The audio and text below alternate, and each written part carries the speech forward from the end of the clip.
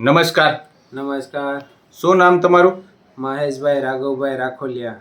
તો મહેશભાઈ, કઈ જગ્યાએ રહેવાનું તમારે? યોગી ચોક, રાધે પાર્ક, સુરત. યોગી ચોક પાસે Radhe park society, Surat. Surat. Okay.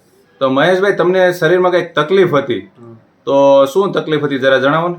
મને ગોળાનો પ્રોબ્લેમ હતો અને બહુ દુખાવો થતો. ગોળાનો ઘસારો હતો અને દુખાવો વધારે થતો. હા. ઓકે. તો એનાથી તકલીફ શું શું થતી એમ?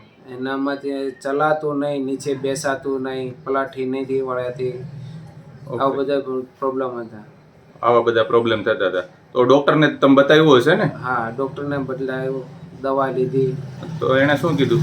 એને કીધું કે ગોળા સુકાય છે અને તમારે ઓપરેશન આવશે અને ગોળા રિપ્લેસમેન્ટ કરવા પડશે, એવું કીધેલું.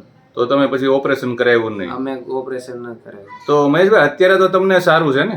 હા, એકદમ ફર્સ્ટ ક્લાસ ચાલે. તો એ સારું થયું છે એનાથી જરા બતાવો ને.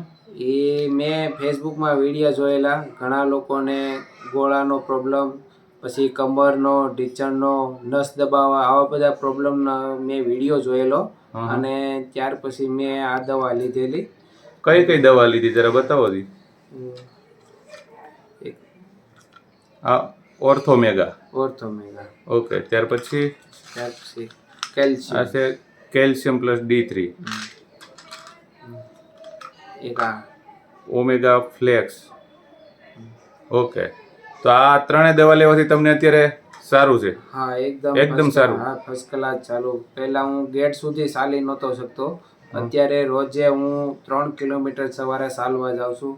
મને કોઈ પ્રોબ્લેમ નથી, કોઈ આડેસર નથી. 3 કિલોમીટર ચાલવા જાઉં છું અત્યારે? 3 કિલોમીટર રોજે ચાલું છું. બીજું કંઈક કહેતા હતા કે ટોયલેટમાં બેસવા? હા, ટોયલેટમાં હું નીચે નહીં બેસી શકતો, ખુરશી રાખવી પડતી. અત્યારે રેગ્યુલર રીતે બેસવા જઈ શકું છું. ખુરશી નથી રાખવી પડતી? ખુરશી નથી રાખવી પડતી. તો મહેશભાઈ, આ દવાથી તમને કોઈ આડઅસર થયેલી ખરી? નહીં, મને કોઈ આડઅસર નહીં. કોઈ આડઅસર કેવું નહીં? નહીં, કોઈ નહીં. અને એકદમ અત્યારે તકલીફ દૂર? એકદમ દૂર. અત્યારે હું રેગ્યુલર ચાલીને જાઉં છું બધે. કેટલો ટાઈમથી તમે આ દવા લીધી? આ દવા મેં 2 મહિનાથી લીધી. 2 મહિનાથી દવા લીધી? હા. અને તકલીફ તમને કેટલો સમયથી હતી? તકલીફમાંથી મને આમ 5-6 વર્ષથી દુખાવો હતો, પણ હમણાં થોડોક દુખાવો વધી ગયો હતો એટલે મેં આ દવા ચાલુ કરી. 5-6 વર્ષથી તો હતો જ ને, હમણાં થોડોક સમયથી દુખાવો વધી ગયો હતો. ઓકે. તો મહેશભાઈ, લોકોને તમારે શું કહેવાનું થાય છે?